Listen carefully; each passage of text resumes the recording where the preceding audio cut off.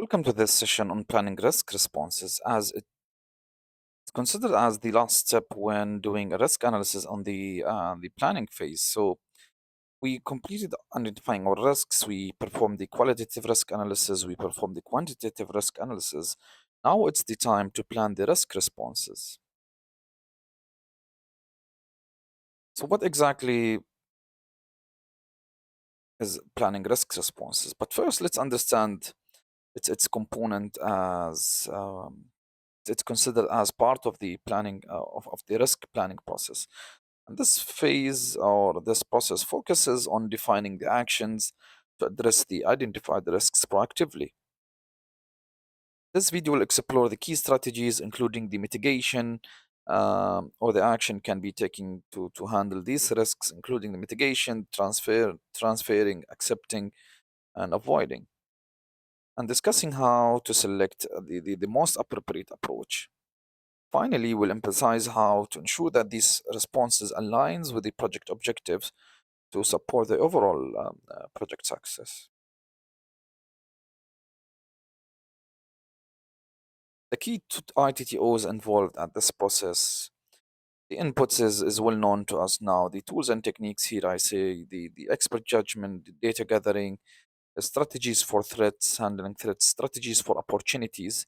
The opportunities are the opposite of risks, which can be can enhances the project constraints, the contingency response strategies, strategies for overall project risks, the data analysis and decision making.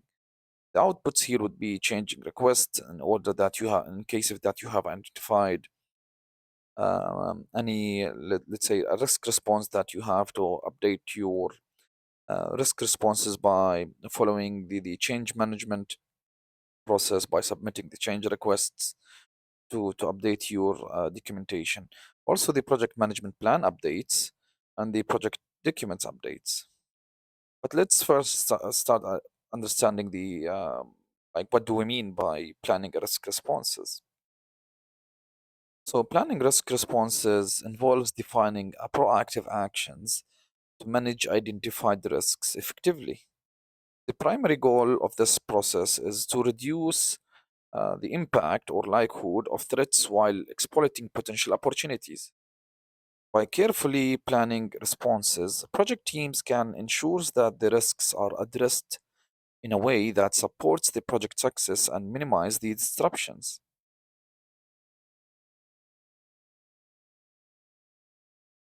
Here are the key responses or strategies for the threats.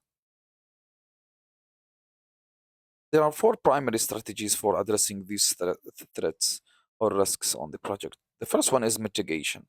And mitigation, it reduces the likelihood of or impact of the risks through proactive measures. The next one you have here is to transfer. Transfer shifts the responsibility for the risks to a third party, such as an insurer or let's say doing a contract with a subcontractor. The next strategy here is acceptance. Acceptance involves acknowledging the risks and choosing to monitor it rather than taking an action like doing nothing and just accepting it. And the fourth strategy here is avoidance. Avoidance eliminates the risks entirely, often by changing the scope or approach of the project. And each strategy must be chosen based on the nature and on the priority of the risk itself. So here are the four key primary strategies when addressing threats: mitigation, transferring, accepting, and avoiding. These are very important concepts that you need to familiarize yourself with, because the PMP exam would have, let's say, not less than 15 questions about handling risks. So it's very important to understand each of these concepts and how to apply them into real world case scenarios. Here are the risk response strategies for opportunities. So as we say that opportunity is the opposite of threats. Just as the threats require a planned responses, opportunities also demand a strategic actions. And these are the four key main, let's say, responses strategies that is involved in handling opportunities. The first one is exploit, which involves taking steps to ensure that the opportunity is fully realized. The next one is to enhance. Enhancing focuses on increasing the likelihood or impact of the opportunity. Share involves collaborating with other parties to maximize the benefit. The last one here is to accept, meaning recognizing the opportunity without an active intervention. And these strategies helps teams to maximize project value by leveraging potential opportunities effectively.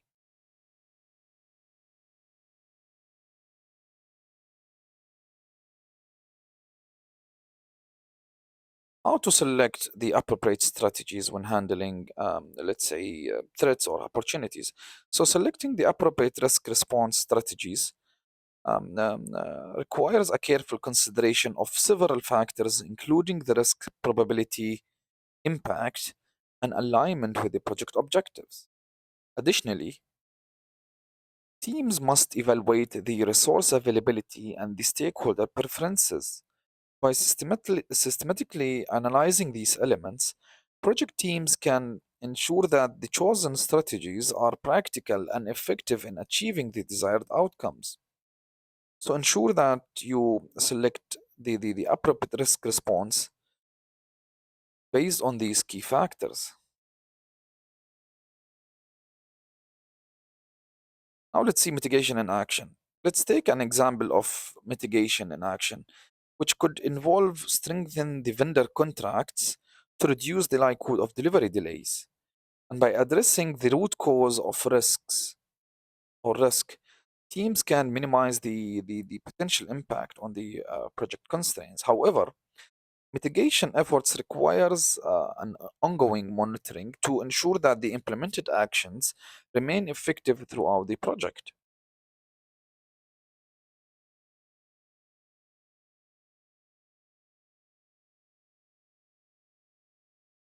How to ensure the alignment of risk responses with the project objectives.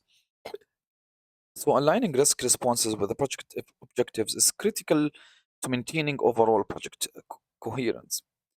Teams should integrate the responses into the project management plan, ensuring they support the deliverables, timelines, and budgets, and also effective communication of these actions to stakeholders, which ensures the transparency and facilitate the collaboration.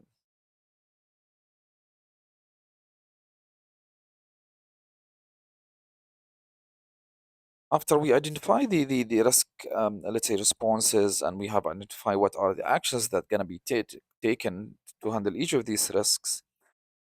So once the responses are planned, they must be documented in the risk register, along with any associated contingency plans and fallback options. The documentation should also clearly assign roles and responsibility to ensure the accountability of each of these risks.